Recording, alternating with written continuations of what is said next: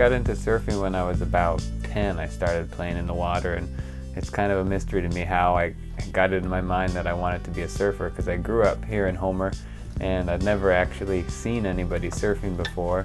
I guess when you're just really, it's like you're born with the passion for it, and there was nothing that was going to stop me. People ask me what it's like to surf in Alaska compared to other places, and honestly, I don't really know. This is where I grew up. This is where I've surfed mostly. I'd say the main difference here is that just the environment is so incredible, and there's this real sense of exploring and pioneering, because you're out there usually alone in these incredible environments, and you feel like you're doing something that no one else is doing. Most people think that the cold water would be the biggest challenge to surfing in Alaska. It actually turns out it's just getting to the waves.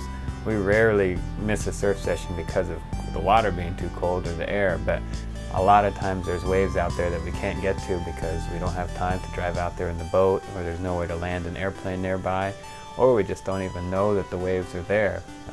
There's so little access to the coastline in Alaska that's our main challenge, is just being there at the right time. Alaskan surfers don't really fit any stereotypes other than every one of us is very unique, I'd say. Everybody has their own story and everybody has their own surfing background. There's very few people like me that actually have grew up and learned how to surf in Alaska. When I've gone surfing in Hawaii or Australia, the main difference for me there is I look out at the water and there's usually a big crowd of people out there. And I come to realize that a lot of what I love about surfing, I can't enjoy those same things when there's a crowd. It's just a lot of the experience to me is surfing with friends and in this amazing environment, and this sense of pioneering and exploring. And it's hard to do that when you're in a place that has a really well-developed surf culture and very known surf breaks and sometimes hundreds of people in the water.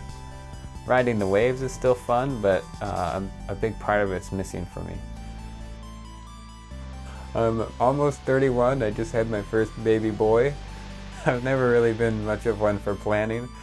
The plan is there is no plan, and we're sticking to it. That's what a friend of mine told me once, and I thought that's a good way. That's how I live my life. I like to keep my schedule really open so that when the conditions are right for surfing, I can go surfing. And that's the one thing I try and maintain in my life. And having a kid, I don't think it's really changed that. Of course, things are changing. There's a new person in our life, but we're really looking forward to bringing our little boy Riley out here on a surf trip. I'd say the most exciting and joyful moment of surfing in Alaska is when you discover a new wave that you may have never heard of or never even thought to look for. And you come around the point in the boat and you see this wave breaking. It's beneath snow-covered mountains and there's nobody around for miles, and then just you and a few friends jump in the water and go out there and enjoy that little moment. It's really amazing, and it's also fleeting. We spend days searching for waves, and sometimes the wind is messing it up or the tide is wrong, and then suddenly you get that little euphoric moment where everything comes together. There's a perfect wave and this beautiful environment. I'd say that's happiness for me.